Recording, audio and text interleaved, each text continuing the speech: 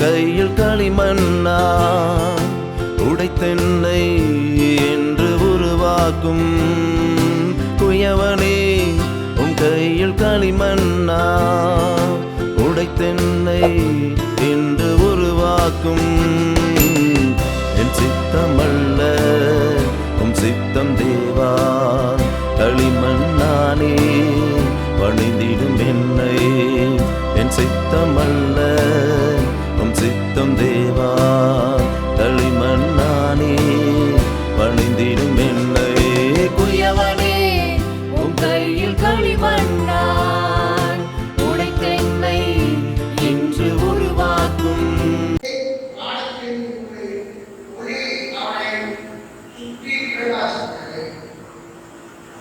அவன் தலையிலே விழுந்தான். அப்பொழுது சவுலே சவுலே நீ என்னை ஏன் துன்பப்படுத்துகிறாய் என்று தன்னுடனே சொல்லுகிற ஒரு சத்தத்தை கேட்டான்.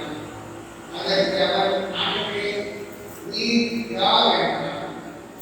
அதற்கு கர்த்தர் நீ துன்பப்படுகிற இயேசு நானே.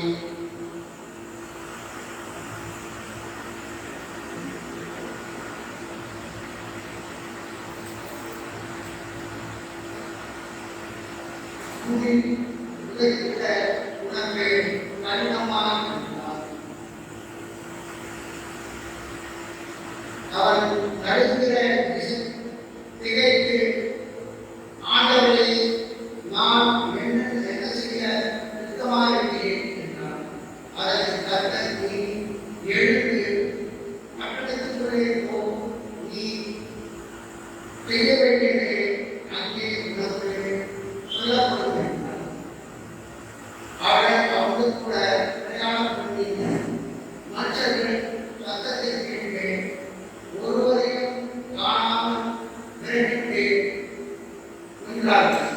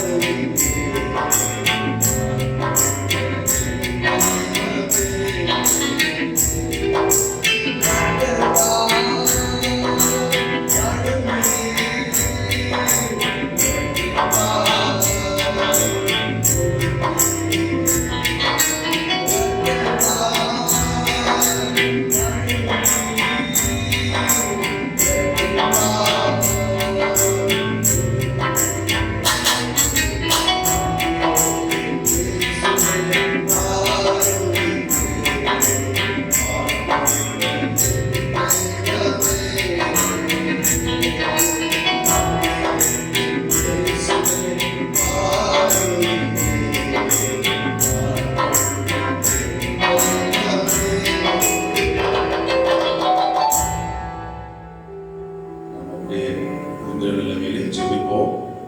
இந்த நாளிலும் நாம் செலுத்திய காணிக்கை கேட்கக்கூடிய அந்த வார்த்தை தேவன் ஆசீர்வதிக்கும்படியாக நம்மளே ஒருவர் முன்னதாக வந்து ஜெபம் செய்வோம்.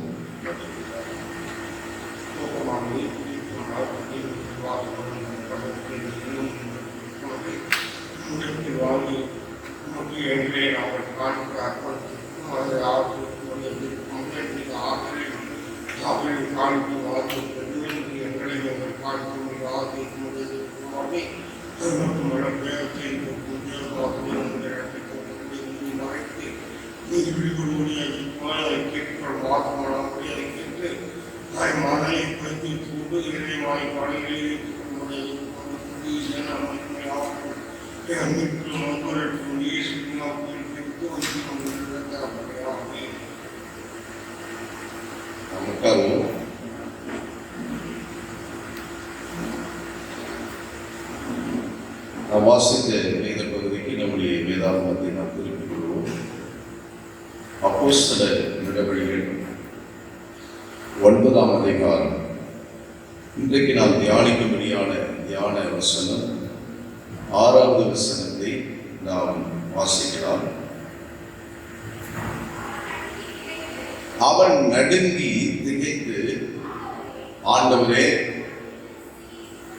நான் என்ன செய்ய சித்தமாய் இருக்கிறேன்?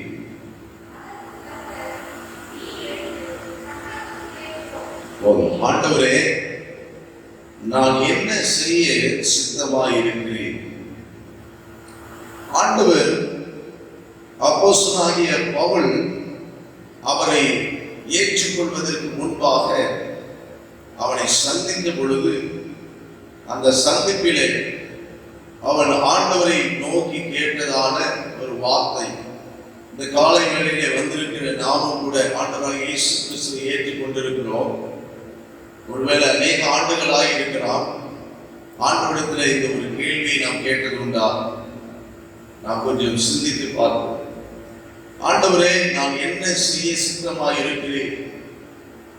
நான் என்ன செய்ய வேண்டும் என்று நாம் என்றைக்காவது கேட்டிருக்கிறோமா? அல்லது நம் வாழ்க்கையில தாவீதை போல ஆண்டவர் நம்மை குறித்த ஒரு சாட்சி, என் இருதயத்திற்கு ஏற்றபடி அவன் செய்வான் என்கிற சாட்சியை நாம் பெற்றிருக்கிறோமா? இன்றைக்கும் ஏதோ நாம் ஆண்டவரை ஏற்றுக்கொண்டோம், அவருக்காக ஆலயத்திற்கு சென்றோம், ஒரு காணிக்கை கொடுத்தோம், வேண்டும்போதெல்லாம் ஜெபித்தோம், காலம் வரும்பொழுது போய் சேருவோம் என்ற ஒரு வாழ்க்கையை நாம் வாழ்ந்து கொண்டிருப்போம் என்று சொன்னால், நிச்சயமாகவே நாம் ஆண்டவரை ஏற்றுக்கொண்டதற்குரிய ஒரு பலன், முழுமையான பலனை நாம் பெறாதவர்களாக இருந்து கொண்டிருக்கிறோம். சவுலை ஆண்டவர் சந்தித்தார். அந்த 9ஆம் அதிகாரம் ஆரம்பத்திலே பார்க்கும் பொழுது, ஆண்டவருக்குரிய ராஜ்யத்தின் பிள்ளைகளுக்கு எதிராக செயல்பட்ட ஒரு மனிதன். கர்த்தர் அவனை வழியிலே சந்திக்கிறார். தேவ ஜனங்களை துன்பப்படுத்தும்படியாய் புறப்பட்டு போகிற பாதையிலே கர்த்தர் அவனை சந்திக்கிறதை நாம் பார்க்கிறோம்.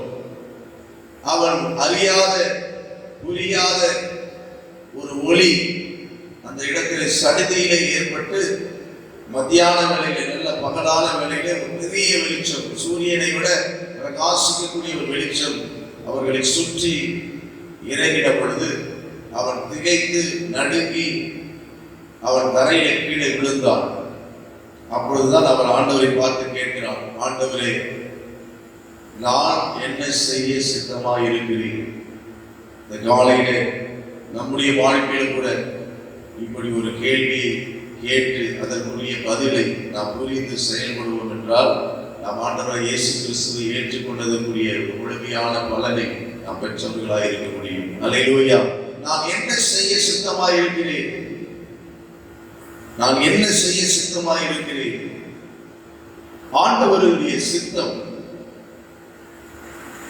அவன் கேட்கிறா, நான் என்ன செய்யணும்னு உங்களுடைய சித்தம், உங்களுடைய விருப்பம் அல்லது உங்களுடைய திட்டம் என்ன? அவன் கேட்கிற கேள்வி. நான் இன்றைக்கு இயேசுவை ஏற்றுக்கொண்டு இருக்கிறேன், நான் கிறிஸ்தவன் ஆனேன், இந்து முறைமையின்படி வாழ்ந்த என் பாரம்பரிய, என்னுடைய மூதாதையர்கள் பின்பற்றின வழிபாட்டை விட்டு நான் ஆண்டவரே உண்மை நான் ஏற்றுக்கொண்டு இருக்கிறேன். ஆனால் என்ன செய்ய வேண்டும் என்று நீ விரும்புகிறீர்? இந்த காலையில இந்த ஒரு கேள்வி நம் வாழ்க்கையில உருவாக வேண்டும். அதற்குரிய ஒரு பதிலை வேதம் நமக்கு அநேக காரியங்கள் மூலமாக நமக்கு கொடுக்கிறது நாம் பார்க்க முடியும். ஆண்டவராக இயேசு கிறிஸ்து இந்த உலகத்திலே வாழ்ந்த பொழுது யோவான் 5ஆம் அதிகாரம் 30ஆம் வசனத்தை வாசிக்கும் பொழுது, யோவான் 5:30, நான் என் சுயமாய் ஒன்றும் செய்கிறதில்லை, நான் கேட்கிறபடியே நியாயம் தீர்க்கிறேன். எனக்கு சித்தமானதை நான் தேடாமல் என்னை அனுப்பின பிதாவுக்கு சித்தமானதையே நான் தேடுகிறபடியால் என் தீர்ப்பு நீதியாய் இருக்கிறது. ஆமென், அல்லேலூயா. அவர் இயேசு கிறிஸ்து சொல்லுகிறார், எனக்கு சித்தமானதை நான் தேடுவதில்லை. சித்தம்னா என்ன? இங்கிலீஷ்ல will of God. தேவனுடைய சித்தம், will of God. சித்தம் என்று சொன்னால் will. இதுக்கு நாம கூட உயில் எழுதுறோம், அது கூட என்ன சொல்ல உயில் எழுதுறோம். அப்படிதான் என்னன்னா, என்னுடைய விருப்பம், நான் யாருக்கு என் சொத்தை எனக்கு பிறகு கொடுக்க வேண்டும் என்று பதிவு சார் பதிவாளர்களே நாம் போய் அதை பதிவு செய்து வைக்கிறோம்.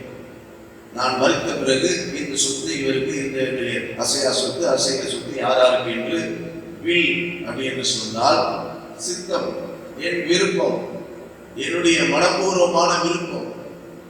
இன்றைக்கு ஆண்டவர் கேட்கிறார், என் விருப்பத்தின்படி நீ வாழ்ந்து கொண்டிருக்கிறாய். இயேசு கிறிஸ்து முன் உதாரணமாக சொல்லுகிறார், நான் என் விருப்பத்தின்படி வாழவில்லை, இதா என்னை அழைப்பினுடைய விருப்பத்தின்படியே நான் செய்கிறபடினால என்னுடைய தீர்ப்பு நியாயமாக இருக்கிறது என்று. பிரியமானவர்களே, இந்த காலை வேளையில நாம யார் விரும்புகிறபடி வாழ்ந்து கொண்டிருக்கிறோம்? நம்முடைய விருப்பத்தின்படி வாழ்ந்து கொண்டிருக்கிறோமா? அல்லது ஒரு கணவன் என் மனைவிக்கு விருப்பமானபடி நான் ஒரு வாழ்க்கை வாழ்கிறேன் என்று சொல்லிக் கொண்டிருக்கிறோமா? அல்லது ஒரு மனைவி என் கணவனுக்கு விருப்பமானபடி ஒரு வாழ்க்கையை நான் வாழ்ந்து கொண்டிருக்கிறேன் என்று சொல்ல முடியுமா? அல்லது பிள்ளைகள், பெற்றோர், யாரோ ஒருவருடைய விருப்பத்தின்படி நம் வாழ்க்கை வாழ்ந்து கொண்டிருக்கும் என்று சொன்னால் நாம் கிறிஸ்துவை ஏற்றுக்கொண்டதற்குரிய முழுமையான ஒரு ஆசீர்வாதத்தை நாம் பெற்றுக்கொள்ளாதவர்களாகவே இந்த உலகத்திற்கு கடந்து போக நேரிடும். பிரியமானவர்களே, இந்த காலையிலே ஆண்டவர் சொல்லுகிற வார்த்தை, அவருடைய சித்தம் என்ன, உன் வாழ்க்கையை குறித்து, என் வாழ்க்கையை குறித்து அவருடைய சித்தம் தான் என்ன, அவருடைய விருப்பம் தான் என்ன, அதை நாம் புரிந்து கொண்டு நாம் செயல்படும் பொழுது, எப்படி ஒரு மகன் தன் தகப்பனுடைய விருப்பத்தை நிறைவேற்றும் பொழுது, அந்த தகப்பன் தன் மகனை பெற்ற அந்த பேரு நிறைவு செய்கிற ஒரு அனுபவமாய் இருக்கிறது.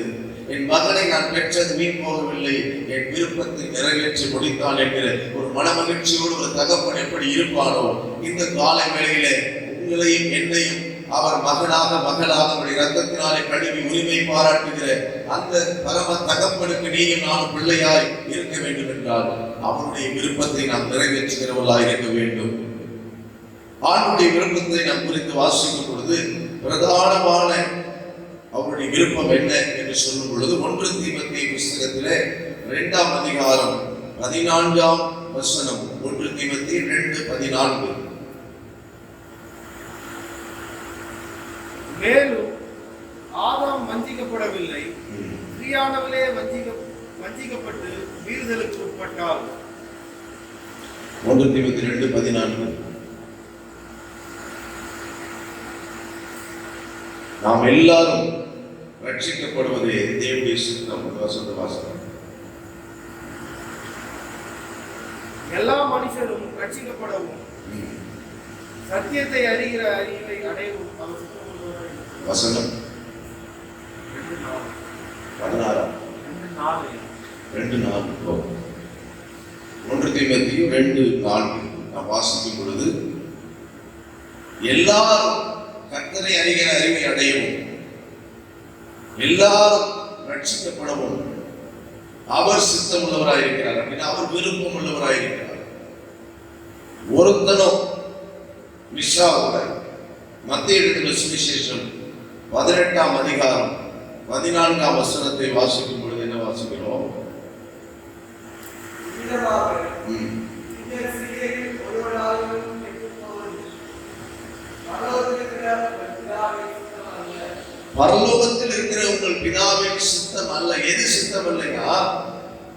சிறியரில் ஒருவனும் கெட்டு போவது ஆண்டவருக்கு விருப்பம் இல்லை. அதே நேரத்தில் எல்லாரும் மனம் திரும்ப வேண்டும், எல்லாரும் சத்தியத்தை அறிய வேண்டும், எல்லாரும் அவருக்குள்ளே வாழ வேண்டும் என்று அவர் விருப்பமுடையவராக இருக்கிறார். அவருடைய சித்தம், ஆண்டவருடைய பிரதான சித்தம் அதுதான். ஒருத்தனும் கெட்டு போகக்கூடாது, ஒருத்தனும் அழிந்து போகக்கூடாது, ஒருத்தனும் நாசமா போகக்கூடாது. எல்லாரும் அவரை அறிய வேண்டும். ஏனென்றால் அவர்தான் ஜீவன் தந்தவர், அவர்தான் உயிர் கொடுத்தவர். அவருடைய உயிர் நமக்குள்ளே இருக்கிறது. மனுஷன் ஜீவ ஆத்மாவானான் என்று வேதம் சொல்லுகிறது. அந்த ஜீவனை நமக்குள்ளே அவர் கொடுத்திருக்கிறார். வேதத்திலே நாம் வாசிக்கும் பொழுது லோத்துவும் ஆபிரகாமும் ஒன்றாக இருந்தார்கள். ஆனால் லோத்துவும் ஆபிரகாமும் ஒன்றாய் இருக்கும் பொழுது கர்த்தர் ஆபிரகாமோடு பேசவில்லை. ஆபிரகாம் தனியாய் இருக்கும் பொழுது 12ஆம் அதிகாரம் ஆதியாகம புஸ்தகத்திலே கர்த்தர் தன் தகப்பனோடு குடும்பத்தில் இருக்கும் பொழுது கர்த்தர் அவனோடு பேசுகிறார். புறப்பட்டு போய் என்று சொல்லுகிறார். உடனே லோத்துவும் நானும் கூட வருகிறேன் என்று வருகிறான். கர்த்தருடைய வார்த்தை சத்தம் அவனுக்கு கேட்கவில்லை. லோத்துவுடைய மந்தை மேய்ப்பருக்கும் ஆபிரகாமுடைய மந்தை மேய்ப்பருக்கும் பிரச்சனை எழும் பொழுது அங்கே இருவரும் பிரிய வேண்டிய ஒரு நிலை ஏற்படுகிறது. அவர்கள் பிரிந்து போகிறார்கள். அப்பொழுது கர்த்தர் ஆபிரகாமோடு பேசினார். சில நேரங்களில் கர்த்தர் நம்மோடு பேசுவதற்கு கூட சில பிரிவுகள் தேவைப்படுகிறது. அவருடைய சித்தம் சில காரியத்தை விட்டு நாம் பிரியும் பொழுது, பிரித்தெடுக்கப்படும் பொழுது கர்த்தர் நம்மோடு பேசுகிறவராயிருக்கிறார். லோத்துவை குறித்து நாம் பார்க்கும் பொழுது லோத்து மாம்சத்துக்குரியவனாயிருக்கிறார், ஆபிரகாம் ஆவிக்குரியவனாயிருக்கிறார். லோத்து மாம்சத்துக்குரியவன் என்று சொல்லி நாம் பார்க்கும் பொழுது அவன் தன் கண்களை ஏறெடுத்து தன் பார்வையை தன் கண்களினாலே கண்டு அந்த சோதை குமரா பட்டணத்தை தான் தெரிந்து கொண்டு அங்கே போய் குடியேறினான் என்று சொல்லி நாம் பார்க்கிறோம். ஆனால் ஆபிரகாம் அப்படி அவன் செய்யவில்லை. கர்த்தர் அவனை பார்த்து சொல்லுகிறார். அதற்கு பிறகுதான் பேசுறார். அவன் போயிட்ட பிறகு, நீ எந்த மட்டும் நடந்து திரிகிறாயோ அதை நான் உனக்கும் சந்ததிக்கு நான் கொடுப்பேன் என்று கர்த்தர் சொன்ன வார்த்தையின்படி அவன் செய்கிறவனாக இருந்தான். அவருடைய விருப்பத்தை நிறைவேற்றுகிறவனாக இருந்தான். தான் சுயமாக ஒரு காரியத்தை அவன் செய்யவில்லை. இன்றைக்கு நாம் அநேக நேரங்களிலே நாம் சுயமாக யோசித்து மாம்சத்திற்கு இடம் கொடுத்து ஆவிக்குரிய சத்தத்தை நாம் கேட்காதவர்களாக நம்முடைய வாழ்க்கையிலே மாம்சத்துக்குரியவர்களாக வாழ்ந்து கொண்டிருக்கிறோம். ஆண்டவருடைய சித்தம் நாம் ஆவிக்குரிய நிலையிலே நாம் வளர வேண்டும் என்பது. லோத்துவை போல மாம்சத்துக்குரிய காரியங்களை விட்டு நாம் விலகும் பொழுது, பிரியும் பொழுதுதான் தேவனுடைய சித்தத்தை நாம் செய்கிறவர்களாக இருப்போம். லோத்துவை போல மாம்சத்துக்குரிய சுயநலமான காரியங்கள் நம் வாழ்க்கையில் இருக்குமானால் நிச்சயமாகவே நாம் தேவனுடைய சித்தத்தை நிறைவேற்ற முடியாது. பிரியமானவர்களே, ஆபிரகாம் வாழ்க்கையிலே அப்படித்தான் இருந்தது. லோத்து இருக்கிற வரைக்கும் அவன் வாழ்க்கையிலே ஒரு ஸ்தம்பித்து போய் ஹேங் ஆன நிலைமையில ஒரு காரியமும் நடக்கல.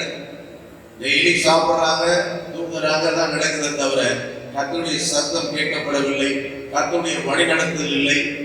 ஏனென்றால் ஆபிரகாமை ஆண்டவர் அழைக்கும் போது, அவனை அழைக்கும் போது சொல்லுகிறார், நான் உனக்கு காண்பிக்க தேசத்துக்கு புறப்பட்டு போ. ஆனா எந்த தேசம்னு சொல்லவே இல்லை, எந்த ஊர்னு பேரு சொல்லவே இல்லை. ஆனா மூட்டை முடிச்சு கட்டிட்டு புறப்பட்டு போயிட்டே இருக்கிறான். எந்த ஊர்னே சொல்லல. தான் போகிற இடம் என்னதென்று அறியாமல் ஆபிரகாம் புறப்பட்டு போனான் என்று வேதம் சொல்லுகிறது. பிரியமானவர்களே, இந்த காலையிலே ஆண்டவருடைய சித்தம், அவருடைய விருப்பத்தை நாம் நிறைவேற்ற வேண்டும் என்று சொல்லும் பொழுது நம்முடைய சுய சித்தம் மாம்சத்தின் காரியங்களை விட்டு நாம் விலகும் பொழுதுதான் தேவனுடைய சித்தத்தை நாம் செய்ய முடியுமே தவிர அதுவரைக்கும் அவங்க விருப்பத்தின்படி, இவங்க விருப்பத்தின்படி, அவங்களுக்கு பிரியமானபடி நாம் ஒரு வாழ்க்கையை வாழ்ந்து கொண்டிருப்போம் என்று சொன்னால் நாம் ரட்சிக்கப்பட்ட ஆண்டவர் நம்மை தெரிந்து கொண்டு அவருடைய ரத்தத்தை உனக்காக எனக்காக சிந்திய அந்த காரியம் எல்லாம் வீணாய் போகிறதா இருக்கிறது. இந்த காலையிலே வேதம் சொல்லுகிறபடி அவருடைய ரட்சிப்பை அவர் நமக்காய் செய்த கிரியைகளை நாம் இழந்து விடாதபடி நாம் ஜாக்கிரதையாக இருக்க வேண்டும். ஆண்டவரை பார்த்து நீங்கள் நானும் கேட்கணும், ஆண்டவரே நான் என்ன செய்ய சித்தமாக இருக்கிறேன்? கொஞ்சம் வாயத்திலிருந்து சொல்லுவோமா? சொல்லுவோமா? எல்லாரும் வாயத்திலிருந்து ஆண்டவரே சொல்லுங்க. ஆண்டவரே நான் என்ன செய்ய சித்தமாக இருக்கிறேன்? கொஞ்சம் சத்தமாக தான் சொல்லுங்க. ஆண்டவரே நான் என்ன செய்ய சித்தமா இருக்கிறீங்க? நிச்சயமா ஆண்டவரத்துல கேளுங்க. ஆண்டவர் சொல்லுகிற முதலாவது காரியம், நீ மட்டும் நல்லா இருந்தா போதாது, உன்னை போல நீ ஒரு காலத்துல எப்படி கஷ்டப்பட்டு அது போல இருக்கிறவர்களும் என்னிடத்துல வர வேண்டும் என்கிற ஒரு தவிப்பு அவருடைய மனதில் இருக்கிறது. பெரிய ஆண்டவரே, இந்த பவுலுக்கு ஆண்டவர் தான் சொன்னாரு. என்ன சொன்னாரு? நீ ராஜாவுக்கு முன்பாக போகணும், என்னுடைய நாமத்தை நீ எவ்வளவாய் சொல்ல வேண்டும் என்று அவருடைய சித்தத்தை சொன்னாரு. இந்த காலையில நாம ரட்சிக்கப்பட்ட போதும், நாம வாழற வாழ்க்கை போதும், நமக்கு இருக்கிற ஜெப வாழ்க்கை போதும், ஆண்டவரை அறிந்த அறிவு போதும் என்று நாம் இருப்போம் என்று சொன்னால் நம்ம விட ஒரு கோமாளி யாருமே இருக்க முடியாது. இந்த காலையில நான் ஏன் ஆண்டவரை ஏற்றுக்கொண்டேன் என்று சொல்லும்போது ஆண்டவரை பார்த்து கேட்கிற கேள்வி, ஆண்டவரை நான் என்ன செய்ய சித்தமாயிருக்கிறேன்? அவர் இதுதான் சொல்லுவாரு, நீ என்னை குறித்து மற்றவர்களுக்கு சொல்ல வேண்டும், அழித்து கொண்டிருக்கிற நபர்களுக்கு நீ என்னை குறித்து சொல்ல வேண்டும் என்பதுதான் அவர் சொல்லுவார். அல்லேலூயா, அல்லேலூயா. உங்க ஆசைதான் எனது ஆசை, உங்க ஆசைதான் எனது ஆசை, உங்க விருப்பம்தான் எனது விருப்பமே, உங்க விருப்பம்தான் எனது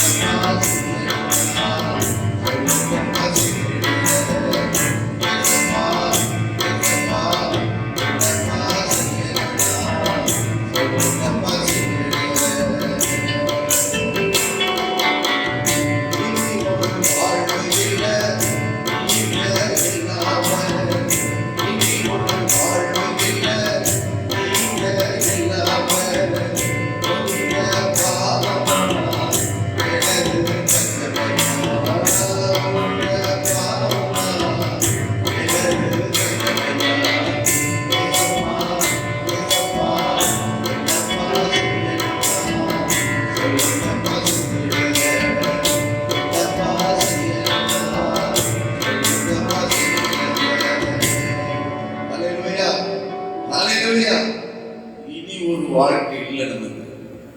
இவ்வளவுதான் நம்ம வாழ்க்கை, அவ்வளவுதான். இப்போ வாழ்ற வாழ்க்கையில செய்ய முடியாம இன்னொரு பிறவி என்பது கிடையாது. அல்லேலூயா. இன்னொரு முறை நாம் பிறப்போம் என்பது கிடையாது. பிரியமானவர்களே, ஆண்டவருடைய சமூகத்துல அந்த சவுல் என்பவன் பவுலாய் மாறுவதற்கு முன்பாக அவர்களிடத்துல விழுந்து கிடந்தான். தரையில கிடந்தவன் ஆண்டவர் பார்த்து கேட்ட முதல் கேள்வி அதுதான். முதல்ல என்ன கேட்கிறான்? நீங்க யார் ஆண்டவரே, நீங்க யார் என்று கேட்கிறான். இரண்டாவது கேள்வி அவர் பதில் சொல்லிடுறாரு. இரண்டாவது கேள்வி, இப்ப நான் என்ன செய்யணும்னு சித்தமா இருக்கிறீங்க? நான் என்ன செய்யணும்னு விருப்பமா இருக்கிறீங்க? இந்த காலை வேளையில் ஆண்டவர் திரும்ப திரும்ப நம்மிடத்துல கேட்கிற ஒரு கேள்வியாக இது இருக்கிறது. வேதத்துல தாவீதை குறித்து நாம் பார்க்கும் பொழுது அப்போஸ்தலர் நடவடிக்கைகளிலே 13ஆம் அதிகாரம் 22ஆம் வசனம் 36ஆம் வசனத்துல தாவீதை குறித்து ஆண்டவர் சொல்லுகிறார், என் இருதயத்துக்கு ஏற்றவனாக தாவீதை நான் தெரிந்து கொண்டேன். சவுல் ராஜாவை தள்ளி தாவீதை நான் தெரிந்து கொண்டேன். ஏன் தெரியுமா? என் இருதயத்திலே உள்ளதெல்லாம் அவன் நிறைவேற்றுவான். என் மனசுக்கு பிடிச்சபடியான ஒரு வாழ்க்கையை அவன் வாழுவான். என் மனசுல இருக்கிற ஆசையெல்லாம் அவன் நிறைவேற்றுவான். இன்றைக்கு ஆண்டவருடைய விருப்பத்தை நிறைவேற்றுகிறவர்களாய் நாம் இருப்போமானால் நீங்களும் நானும் அவருக்கு பிறந்த பிள்ளைகளாய் இருப்போம். இன்றைக்கு அப்பா பிதாவே என்று வாயிலை வெறும் வாயிலை கூப்பிடுவதல்ல. அந்த அப்பாவிற்கு ஒரு ஸ்தானத்தை நான் கொடுப்பது உண்மையானால் அவருக்கு மகனாக மகளாக வாழ வேண்டிய வாழ்க்கை நீங்கள் நானும் வாழாக வேண்டியது அவசியம். சும்மா அப்பா என்று கூப்பிடுவதில் ஒன்றுமில்லை.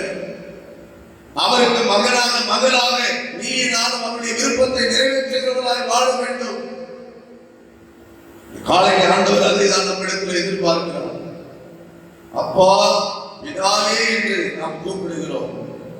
யோவான் 9ஆம் அதிகாரம் 31ஆம் வசனத்தை வாசிக்கும் பொழுது, பாவிகளுக்கு தேவன் செவி கொடுக்கிறதில்லை செவி கொடுக்கிறதில்லை என்று அறிந்திருக்கிறோம். ஒருவன் தேவ பக்தி உள்ளவனாய் இருந்து அவருக்கு சித்தமானதை செய்தால் செவி கொடுப்பார். நல்லா கவனிங்க.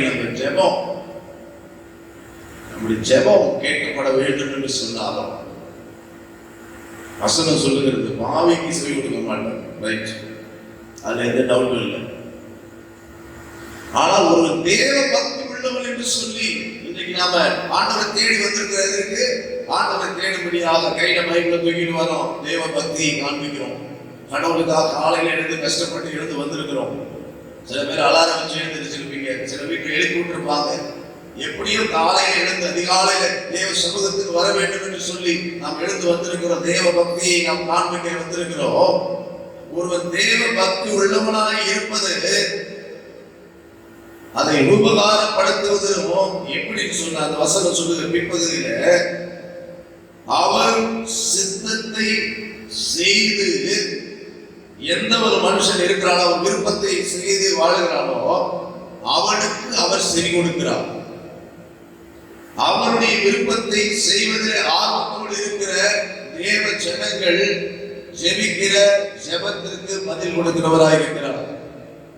அப்படின்னா இதுல ஒரு மறைமுகமாக சொல்றாரு, பாவிகளுக்கு செவி கொடுக்க மாட்டாரு, அவர் சித்தத்தின்படி செய்கிறவனுக்கு செவி கொடுக்கிறான்றாரு.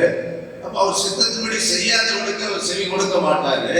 அப்ப பாவிக்கும் செவி கொடுக்க மாட்டாரு. இயேசுவை ஏற்றுக்கொண்டு அவருடைய ஆலயத்திற்கு ஓடி வருகிற நீ நானும் அவர் விருப்பத்தை செய்யாமல் இருந்தாலும் நாம ஜபத்துக்கும் செவி கொடுக்க மாட்டாரு. பாருங்க, ரெண்டுக்கும் வித்தியாசம்.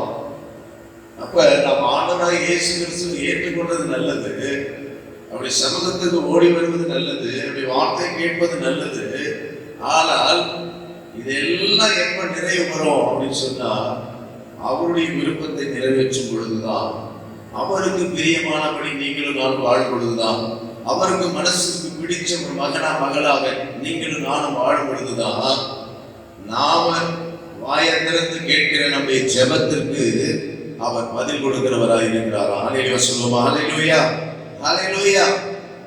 எபேசியர் 5:17 வாசிக்கிறோம். கர்த்தருடைய சித்தத்தை அறியாதவன் யாருன்னு சொல்லப்படுற எபேசியர் 5:17.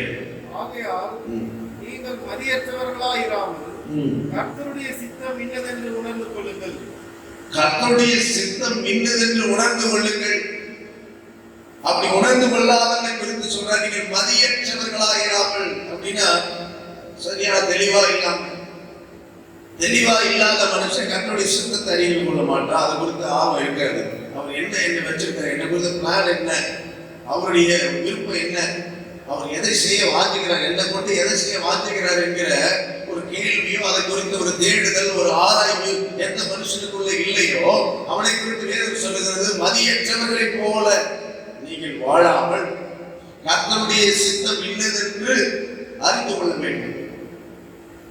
கர்த்தருடைய சித்தத்தை அறியாம தேடாம புரிந்து கொள்ளாம ஒரு வாழ்க்கை நாம் வாழ்வோம் என்று சொன்னால், நான் சொல்லல, பைபிள் சொல்லியிருக்கு, மதியற்றவர்களை போல நாம் வாழ்ந்து கொண்டிருக்கிறோம்.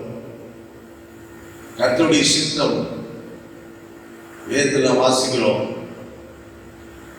நாம என்ன ஊழியம் செய்தாலும், நல்லா கவனிங்க, என்ன ஊழியம் செய்தாலும், நம்ம எவ்வளவு பெரிய தீர்க்க தரிசனம் சொன்னாலும், எவ்வளோ பேருக்கு ஜெபம் பண்ணி பிசாச விரட்டினாலும் ஆண்டவர் கடைசியா கேட்பாரு, என் சித்தம் செய்தியான்னு கேட்பாரு, என் விருப்பத்தை செய்தியான்னு கேட்பாரு. ஆண்டவரே, நான் உமக்காக நான் பேட் அடிச்சேன், 40 பேர் ஆப்ரேட் பண்ணேன், நான் சர்ச்சுக்கு ஒழுங்கா வந்தேன், எல்லாம் நல்லது. ஆனா அவர் கடைசியா கேட்கிற ஒன்னே ஒண்ணுதான் அவர் நம்மள்கிட்ட கேட்கிறாரு, ஏன் சித்தத்தை செஞ்சியா?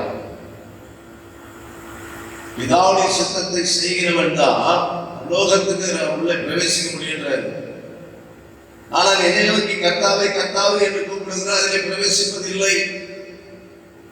அப்புறம் ஆலயத்துக்கு வர்றது ஒரு லாபமும் இல்லையா பாஸ்டர் கேட்டா, வருவது நல்லது, கர்த்தருடைய வார்த்தை கேட்பது நல்லது, கர்த்தருடைய சித்தம் அவருடைய வசனத்தின்படி நடப்பது, அந்த வார்த்தையின்படி நீங்களும் நான் வாழ்ந்தால் கர்த்தருடைய சித்தத்தை ஆண்டவர் ஈஸியா உனக்குள்ள சொல்லுவார்.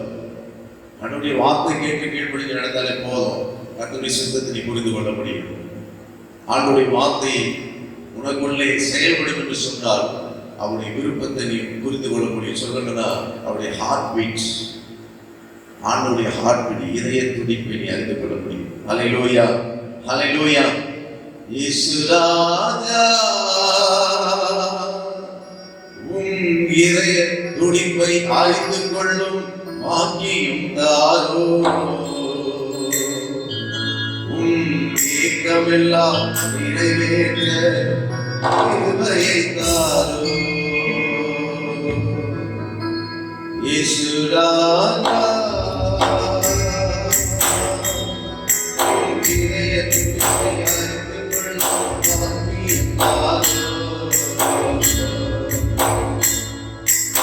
ஏக்கமெல்லாம் நிறைவேற்ற கிருபையை தாரோ.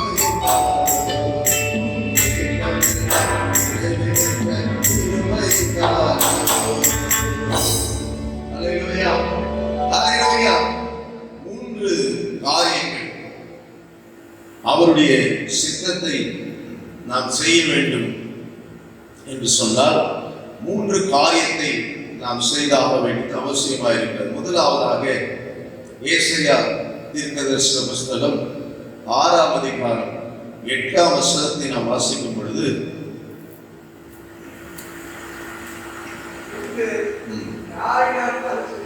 யாரை நான் அனுப்புவேன், யார் நமது காரியமாய் போவார் என்று உரைக்கிற ஆண்டவருடைய சத்தத்தை கேட்டேன். அதற்கு நான் இதோ அடியேன் இருக்கிறேன், என்னை அனுப்பும் என்று. ஆண்டவருடைய ஒரு ஏக்கம், ஒரு முதலாவது அவருடைய ஏக்கத்தை நிறைவேற்ற வேண்டும். அவருடைய தவிப்பை நாம் நிறைவேற்ற வேண்டும். ஏசாயா தீர்க்கதரிசி மூலமாக நாம் வாசிக்கிறோம். பின்பு ஒரு சத்தம் உண்டானது. ஆண்டவர் சொன்னார், யாரை நான் அனுப்புவேன், யார் நமது காரியமாக போவார் என்கிற சத்தம். ஏன் வேலையை யார் செய்வார் என்கிற ஒரு சத்தம். நான் குறைவாய் வைத்துவிட்ட அந்த வேலையை யார் செய்வார்? இயேசு இந்த உலகத்திலே 33 ஆண்டுகள் நம்மை போல சரீரத்திலே இந்த உலகத்திலே வாழ்ந்தார். அதிலே 3 ஆண்டுகள் அவர் ராஜ்யத்தின் சுவிசேஷத்தை அறிவித்தார். உங்களுக்கு எனக்கும் சுவிசேஷத்தை அறிவிக்க வாய்ப்பை கொடுத்திருக்கிறார். இயேசு கிறிஸ்து ராஜ்யத்தின் சுவிசேஷத்தை அறிவித்தார். அது என்ன வித்தியாசம்? ராஜ்யத்தின் சுவிசேஷம் என்று சொல்லும் பொழுது பரலோக ராஜ்யத்திற்கு போவதற்குரிய தகுதி மார்க் 1:15 இயேசு முதல் பிரசங்கம் பண்ணுகிறார். மனம் திரும்பி சுவிசேஷத்தை விசுவாசியுங்கள், பரலோக ராஜ்யத்துக்கு நீங்க போக முடியும். மனம் திரும்புதல். ஆனால் நீங்களும் நானும் சொல்ல வேண்டிய சுவிசேஷம் என்ன? ஆண்டவராகிய இயேசுவின் தீர்க்க தரிசனங்கள், அவருடைய பிறப்பு, அவருடைய உபதேசங்கள், அவருடைய மரணம், அவருடைய உயிர்த்தெழுதல், அவருடைய வருகை, இதுதான் காஸ்பல் சுவிசேஷம். இதுதான் நீங்களும் நானும் சொல்ல வேண்டும். ஆனால் இயேசு சொன்னது ராஜ்யத்தின் சுவிசேஷம். குழப்பிக்க கூடாது. அப்ப இங்க நான் வாசிக்கிறோம், நம்மை ஆண்டவர் எதிர்பார்க்கிற நம்மிடத்திலிருந்து. ஏசாயாவுக்கு ஒரு வார்த்தை, அவனுக்குள்ள ஒரு வாரம் வந்துச்சு. ஐயோ, அவருடைய ஏக்கத்தை நான் நிறைவேற்ற வேண்டும், அவர் மனசில் இருக்கிற ஏக்கத்தை நிறைவேற்ற வேண்டும். சில பேர் இழுத்து பறிச்சுட்டு இருப்பாங்க. சில வீட்டில் என்ன பண்ணுவாங்க, இந்த உயிருக்கு ஊசல் ஆடிட்டு இருக்கும் பொழுது பேச முடியாது, பாலம் ஊற்றுவாங்க. சில பேர் நடக்க முடியாத சூழ்நிலை, கட்டில் கிடையா இருக்கும் பொழுது பேசுவாங்க. அப்ப அவங்க டாக்டர் சொல்லிடுவாரு, பிழைக்கிறது கஷ்டம், எல்லாருக்கும் சொல்லி அனுப்பிடுங்க நம்ம கிட்ட. அந்த பணிக்கையில் இருக்கிற அவரு சொல்லுவாரு, பேச முடியவர், நான் இன்னார பார்க்கணும், இவங்களெல்லாம் வர சொல்லி ஒரு முறை நான் பார்த்தேன், நான் சாக போறேன், எனக்கு தெரிஞ்சு போச்சு, நீ பிழைக்க மாட்டேன், இவங்களெல்லாம் வந்து என்னை பார்க்க சொல்லுங்க, ஒரு முறை நான் பார்த்துருவேன். அவன் மனதில் இருக்கக்கூடிய ஏக்கம், அவன் மனதில் இருக்கக்கூடிய ஏக்கம், இவங்களை பார்க்க வேண்டும் என்று ஏங்கிக் கொண்டிருப்பார்கள்.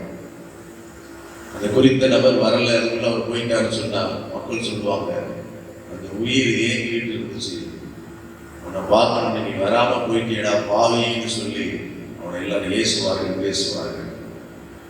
ஆண்டவர் இந்த உலகத்தை விட்டு அவர் கடந்து போக போதும் அவர் சொன்னாரு, நீங்க போய் சுவிசேஷத்தை பிரசங்கிக்க வேண்டும். ஆண்டவருடைய வார்த்தையை நாம் பிரசங்கிக்க வேண்டும் என்று சொன்னதை நாம் பார்க்கிறோம். தலையாளருடைய காரியம் அவசரமாக இருக்கிறது. 1 சாமுவேல் புஸ்தகம் 21ஆம் அதிகாரம் 8ஆம் வசனம்.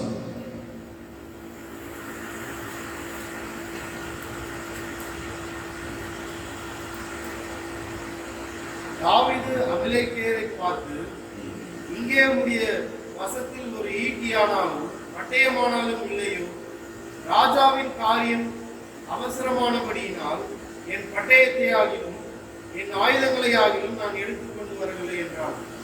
ராஜாவுடைய காரியம் அவசரம். இயேசு ராஜாவுடைய காரியம் அவசரம். எப்படி ஒரு மனுஷன் கடைசி உள்ளத்தில் இருக்கக்கூடிய ஏக்கத்தை நிறைவேற்றுவதற்காக கேட்கும் பொழுது அதற்காக உடனே அங்கமிங்க ஓடி எப்படியாவது அந்த குறிப்பிட்ட நபரை அவர் எதை மனதில் வைத்திருக்கிறாரோ. சில பேர் என்ன பண்ணுவாங்க அப்படின்னா, அவருக்கு பிடிச்ச நல்ல சாப்பாடை செஞ்சு கொடுத்து சாப்பிடும். சிலர் சொல்லுவாங்க உயிரோடு இருக்கும் போது, ஆமா சுகர் அது கேட்கிறாங்க, இல்லது நல்லா சாப்பிட்டு சேர்த்துக்குவோம், அவங்களே சொல்லிக்கிறது. இது எது பிடிச்சிட்டு எல்லாத்தையும் சாப்பிட வேண்டியதுதான், போய் சேர வேண்டியதுதான். சிலர் அப்படியும் சாப்பிட்டு போய் சேர்ந்தவர்களும் உண்டு, சிலர் அப்படியே சாப்பிட்டு கொண்டு இருக்கிறவர்களும் உண்டு. அல்லேலூயா. ஆமென். நல்லா எதெல்லாம் பிடிக்கிறதோ எதெல்லாம் தின்னக்கூடாதோ அதெல்லாம் தின்னுட்டு இருப்பாங்க. ஏன்னா அவங்க விருப்பம், அவங்க உள்ளத்துல இருக்கக்கூடிய ஆசை, இதெல்லாம் பிடிச்சது, இதெல்லாம் எப்படி விட முடியும் அப்படின்னு எதெல்லாம் விருப்பமானதோ. ஸ்வீட்டு சாப்பிடக்கூடாதுன்னா அதான் சாப்பிடுவாங்க. சமீபத்தில் ஆந்திராவில் ஊழியர் வீட்டுக்கு போயிருந்தப்ப அதில் ஒரு ஊழியக்காரருக்கு சுகர். எப்பொழுதும் வழக்கமா ஒரு ஊழியர் வீட்டுக்கு இங்கே ஸ்வீட் வாங்கிட்டு போவோம். நம்ம வாங்கிட்டு போனப்ப அந்த மைசூர் பாக் ஸ்வீட் வாங்கிட்டு போயிட்டோம். சாப்பிட்ற நேரத்தில் வச்சப்ப நான் கூட வச்சுக்கல, எனக்கு சுகர் கிடையாது, நானே வச்சுக்கல, சாப்பிடல. அவர் ஒன்று எடுத்து கொஞ்சம் சாப்பிட்டுட்டு பயங்கரமாக இருக்கும் ஸ்வீட், சூப்பராக இருக்குது அப்படின்னு ஒன்று சாப்பிட்டேன். எல்லாரும் கொண்டு தான் வச்சோம்.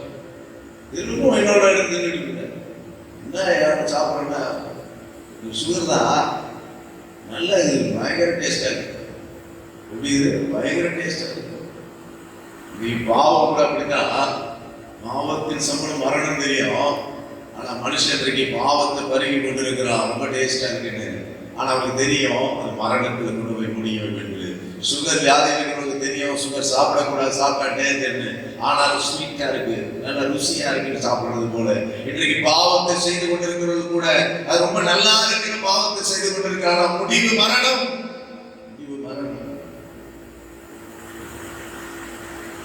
இங்க தாவீது சொல்லுகிறார், ராஜாவுடைய காரியம் அவசரம், அதனால நான் பட்டயத்தை இடத்திலே வரல, வேற ஏதாவது இருக்காங்க இன்ஸ்ட்ருமெண்ட் கேட்கிறா. இன்றைக்கு ஆண்டவருடைய சித்தத்தை செய்வது தலையாய அவசரமாயிருக்கிறது. அவருடைய ஏக்கத்தை நிறைவேற்றுவது. நான் சொல்ல பாருங்க, உயிர் ஊசலாடி இருக்கிற பொழுது அவர் கேட்கிற விருப்பத்தை, அவர் சொல்கிற அந்த ஏக்கம், அந்த உயிருடைய ஏக்கத்தை, அந்த ஆத்மாவுடைய ஏக்கத்தை நிறைவேற்றுவது போல ஆண்டவராகிய இயேசு கிறிஸ்துவின் ஏக்கத்தை நீங்களும் நானும் நிறைவேற்ற வேண்டியது அவசியமா இருக்கிறது. ஆண்டவர் சொல்றார் தெரியுமா, அவருடைய ஏக்கம் என்ன தெரியுமா? லூக்கா எழுதின சுவிசேஷத்துல 10ஆம் அதிகாரம் 2ஆம் வசனத்தை வாசிக்கிறோம், முடிக்க போறோம். லூக்கா 10:2 மற்ற 2 காரியங்களை பிறகு நாம் தியானிக்கலாம். அப்பொழுது அவர் அவர்களை நோக்கி, அறுப்பு மிகுதி, வேலையாட்களோ கொஞ்சம், ஆகையால் அறுப்புக்கு எஜமான் அறுப்புக்கு தமது வேலையாட்களை அனுப்பும்படி அவரை வேண்டிக் கொள்ளுங்கள். வேலையால் யாருன்னு சொல்லல முதல்ல. ஒருவேளை நீங்க அவர் கேட்கிற மாதிரி ஜெபிங்கன்ற அவருடைய வேலை, இயேசப்பா விட்டு சென்ற வேலை தொடர வேண்டும், நற்செய்தி உலகம் எங்கும் பரவ வேண்டும், சுவிசேஷம் பரவ வேண்டும். அந்த வேலை குறைவாக இருக்கிறது. அவர் சொல்றாரு, வேலையாட்களை அவர் தெரிந்து கொள்வதற்கு நீங்களும் நானும் ஜெபிக்க சொல்றாரு. நீ நானும் நல்லா ஜெபம் பண்ணா உன்னையே கூட ஆண்டவர் அந்த வேலையாட்களாய் அவர் தெரிந்து கொள்ள முடியும். ஆமென், அல்லேலூயா. யார் ஜெபிக்கிறாமோ கர்த்தர் உன்னையே கூட அந்த வேலைக்கு செய்ய அவர் உன்னை அழைக்க முடியும். உலக வேலையை விட தேவனை குறித்து நாம் சொல்லுகிற அந்த வேலைதான் உன்னதமான வேலையா இருக்கிறது. சமீபத்தில் ஊழியர் மீட்டிங்ல கூட சொல்லிட்டு இருந்தேன், அரசாங்க வேலை, கவர்மெண்ட் ஜாப்னு சொல்றாங்க. அல்லது ஒரு பிரைவேட் ஜாபா இருந்தால் செக்டரா இருந்தாலும் சரி, கவர்மெண்ட் ஜாபா இருந்தாலும் சரி, ஒரு குறிப்பிட்ட வயது, இப்போ 60 வயசு வரைக்கும் கவர்மெண்ட்ல சொல்லியிருக்காங்க. 60 வயசு வரைக்கும் உன் சரீரத்தில் பலன் இருந்தாலும், உன் பார்வை தெளிவாக இருந்தாலும், நல்ல நீ ஆக்டிவா இருந்தாலும் உன்னை அந்த அரசாங்கத்துல வேலையில தொடர்ந்து இருக்க விட மாட்டாங்க. வீட்டுக்கு போயிட்டு வா சாமின்னு சொல்லி அனுப்பி சென்ட் ஆஃப் பண்ணிடுவாங்க. ஆமென், அல்லேலூயா. அதே போலதான் எந்த ஒரு நிறுவனமாக இருந்தாலும் சரி, குறிப்பிட்ட வயதுக்கு பிறகு அவர்களை நிறுத்தி விடுவார்கள். இப்பொழுது நான் கேள்விப்பட்டேன், சம்பளம் அதிகமாக கொடுக்க முடியலன்றதுனால சிலரை வேலையை விட்டு வீட்டுக்கு போயிடுங்க, நாங்க எப்ப தேவையோ கூப்பிடுறோம்னு சொல்லி அவங்களாவே அனுப்பினதை நான் கேள்விப்பட்டேன் நேற்றைய கூட. அப்படிப்பட்ட ஒரு சூழ்நிலையில் இருக்கிறோம். ஆனால் ஆண்டவருடைய வேலை, தேவனுடைய வேலை ரிட்டையர்மெண்டே கிடையாது. ஆமென், அல்லேலூயா. அந்த ரிட்டையர்மெண்டே கிடையாது.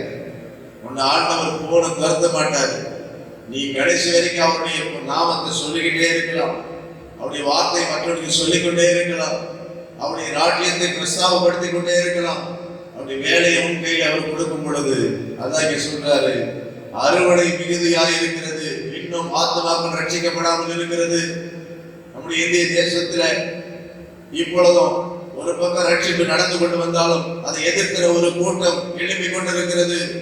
முன்பெல்லாம் இல்லாத அளவிற்கு இன்றைக்கு கிறிஸ்தவர்களை அதிகமாக எதிர்க்கிற கூட்டம் இருக்கிறது. ஏன் தெரியுமா? இன்றைக்கு ராஜ்யத்தின் சுவிசேஷத்தை அறிவிக்கிற ஒரே மார்க்கம் கிறிஸ்துவ மார்க்கம் தான்.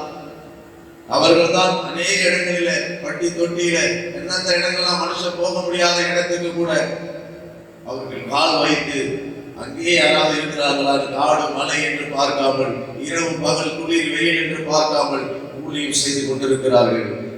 ராஜாவுடைய காரியம் அவசரமாய் இருக்கிறபடினாலே, இயேசு ராஜாவுடைய காரியம் அவசரமாய் இருக்கிறபடினாலே அவருடைய ஏக்கத்தை நாம் நிறைவேற்றுவது என்பது மிக மிக அவசியமாய் இருக்கிறது. பிரியமானவர்களே, இன்றைக்கு அவங்க சொல்றாரு, முதலாவது நம்மிடத்தில் அவர் சொல்றாரு, அவர் ஏக்கத்தை நிறைவேற்றுவதற்கு நீ ஜெபம் பண்ண மகளே மகனே, நீ ஜெபம் பண்ண மகளே மகனே.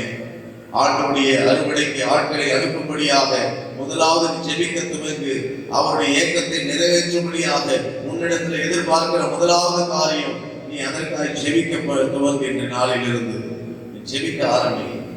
ஆண்டவரே, அழிந்து கொண்டிருக்கிற ஆத்மாக்கள், உண்மை அறியாத ஆத்மாக்கள் ஆயிரமாக லட்சமாக ஆங்காங்கே நரபலி இடுகிற சம்பவங்கள், தெய்வம் அல்லாததை தெய்வமாக வணங்கி கொண்டிருக்கிற கூட்டம் ஓடிக்கொண்டிருக்கிறது.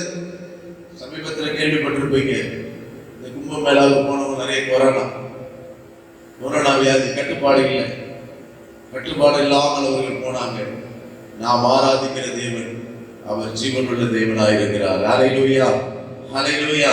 எரேமியாவில 10ஆம் அதிகாரம் 9-10 வசனங்கள் வாசிங்க.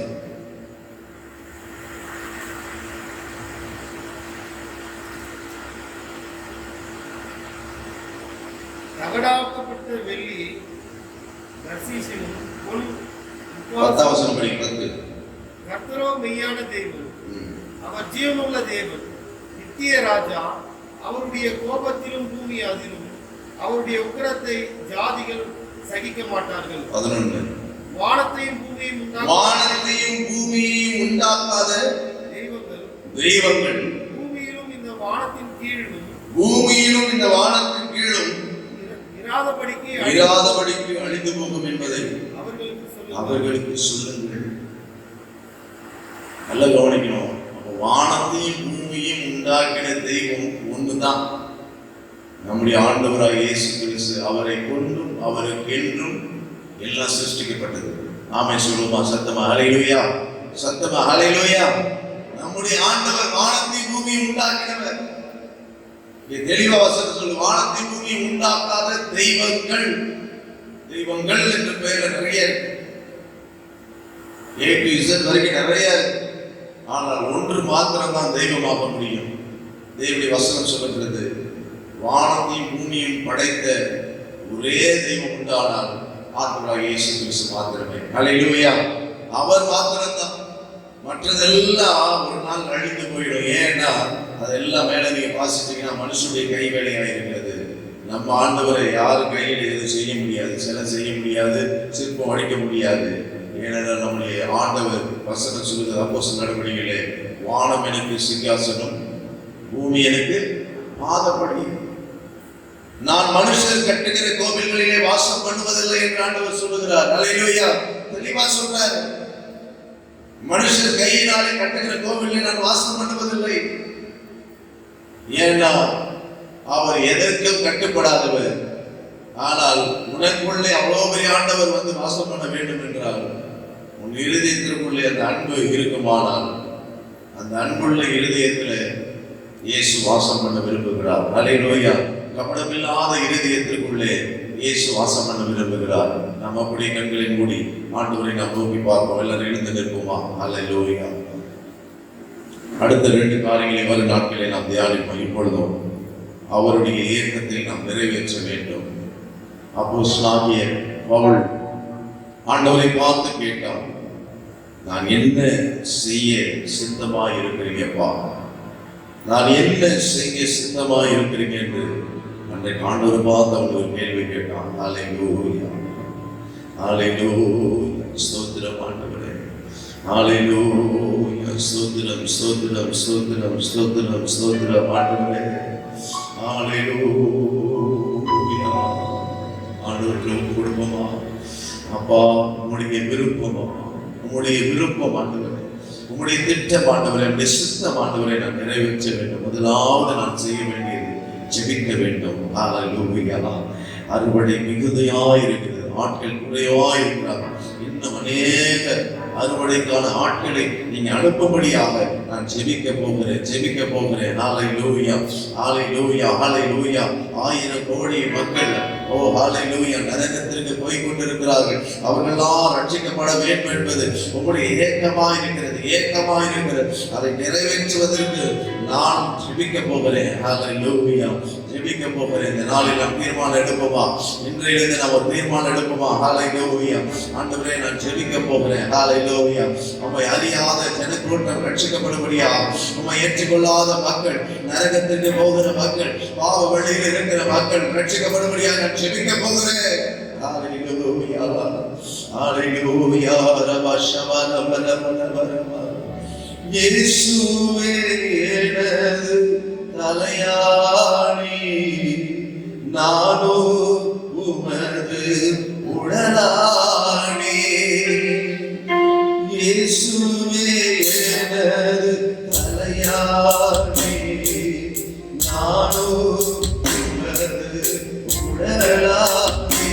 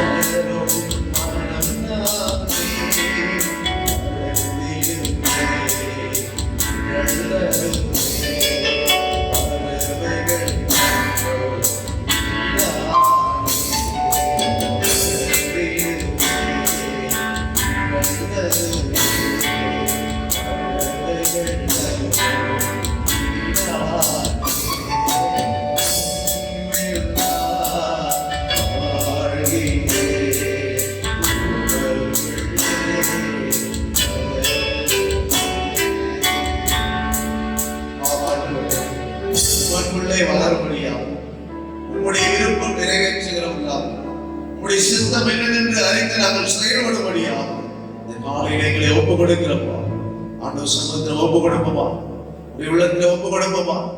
ஒரு சவுலை போல ஆண்டவரை நோக்கி நான் என்ன செய்ய சித்தமாய் இருக்கிறேன் என்று கேட்டேன். அவர் சொல்வார், என்னுடைய ஏக்கத்தை நிறைவேற்ற நீ ஜெபி மகனே, என்னுடைய ஏக்கத்தை நிறைவேற்ற ஜெபி மகனே. அறுவடைக்கு ஆட்களை எஜமான் அனுப்பும்படி வேண்டிக்கொள் என்று சொல்லுவார். ஓ நன்றி ஆண்டவரே, பிதாவே ஸ்தோத்திரிக்கிறப்பா. இன்றைக்கு அவருடைய சித்தம் நாம் செய்ய இழைக்கப்பட்டிருக்கிறோம். அவருடைய சத்தத்தை கேட்கிற நீங்களும் நானும் அவருடைய சித்தத்தை செய்ய நம்ம ஒப்பு கொடுப்போம். பிதாவை ஸ்தோத்திரிக்கிறப்பா. இந்த நாளிலும் கூடப்பா கர்த்தர் நீர் எங்கள் மத்தியிலே பேசினுடைய வார்த்தைக்காய் ஸ்தோத்திரம் ஆண்டவரே.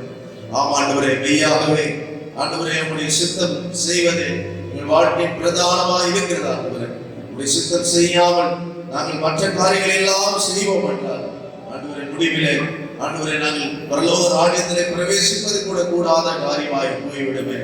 ஆம் ஆண்டவரே, இந்த காலையிலே ஆண்டவரே ஒரு சவுலை போல நீ நம்மை சந்தித்த பொழுது அவர் மையத்திலே கேட்டார், நாங்கள் ரட்சிக்கப்பட்ட அநேக ஆண்டுகள் ஆனால் இன்னும் இந்த காரியத்தை நம்ம இடத்துல கேட்காமல் இருப்போம் என்றால் ஆண்டவரே, இன்றைக்கு ஒருமுறை கேட்கிற ஆண்டவரே, நான் என்ன செய்ய சித்தமா இருக்கிறீங்க? ஆண்டவரே, நாங்கள் இன்றைக்கு கேட்கிறப்பா, நாங்கள் என்ன செய்ய சித்தமா இருக்கிறீங்கப்பா? ஆண்டவரே, உங்களிடத்தில் நாங்கள் கேட்கிறோம் ஆண்டவரே, கர்த்தாவே, தொடர்ந்தப்பா உங்களுடைய விருப்பத்தை உடைய உள்ளத்தின் ஆண்டவரை மாற்றி புரிந்து செயல்படுகிறவர்களாக எங்கள் ஒவ்வொருவரையும் நீ நடக்கும்படியாக நாங்கள் ஒப்பு கொடுக்கிற ஆண்டவரே. அப்பா, ஏதோ ரட்சிக்கப்பட்டோம், ஏதோ ஆலயத்திற்கு வந்தோம், காணிக்கை செலுத்தினோம் ஆண்டவரே, ஜெபித்தோம், கடந்து போனோம் என்று இல்லாதபடி ஆண்டவரே, உங்களுடைய விருப்பத்தை உங்களுடைய இறைய துணைப்பை ஆண்டவரே நாங்கள் அறிந்து கொள்ளக்கூடிய கிருபையை தாருங்க அப்பா. ஆண்டவரே, கர்த்தரை நாங்கள் தாழ்த்துகிறோம் ஆண்டவரே. அந்த எங்கள் ஒவ்வொருவரையும் ஆண்டவரே அதை புரிந்து நாங்கள் செயல்பட ஆண்டவரே, ஒரு லோத்துவை போன்ற மாம்சக்கிரியை எங்கள் இடத்தில் இருக்கும் என்றால் அதை முதலாவது நாங்கள் அகற்றி போடவும், கர்த்தர்களோடு பேசுகிற சத்தத்தை நாங்கள் கேட்க கர்த்தர்களை ஆயத்தப்படுத்துங்க, ஆசீர்வதிங்க. இயேசுவின் நாமத்தில் ஜெபிக்கிறோம் நல்ல பிதாவே, ஆமென். நாம் சேர்ந்து சொல்வோம், என் ஆத்துமாவே கர்த்தரை ஸ்தோத்திரி, என் முழு உள்ளமே பரிசுத்த நாமத்தை ஸ்தோத்திரி. என் ஆத்துமாவே கர்த்தரை ஸ்தோத்திரி, அவர் செய்த சகல உபகாரங்களையும் மறவாது. ஆமென். நம்முடைய கர்த்தராகிய இயேசு கிறிஸ்துவின் கிருபையும் பிதாவாகிய தேவனுடைய அன்பும் பரிசுத்த ஆவியானவருடைய ஐக்கியம் வழிநடத்தலும் சமாதானமும் பாதுகாப்பும் கூடி வந்த நம் யாவரும் கிறிஸ்து இயேசு ஒருவரை நிலைத்திருப்பதாக. ஆமென். கர்த்தருக்கு ஸ்தோத்திரம். கர்த்தரை ஆசீர்வதிப்பாராக. கர்த்தருடைய பரிசுத்த நாமத்திற்கு மகிமை உண்டாவதாக. உங்கள் ஜெப விண்ணப்பங்களை மேற்கண்ட தொலைபேசிகளில் எங்களோடு நீங்கள் தொடர்பு கொள்ளலாம். இந்த சேனலுக்கு சப்ஸ்கிரைப் செய்யுங்க, லைக் பண்ணுங்கள், ஷேர் பண்ணுங்கள். கர்த்தர் உங்களை ஆசீர்வதிப்பாராக. May God bless you all. Amen. Amen.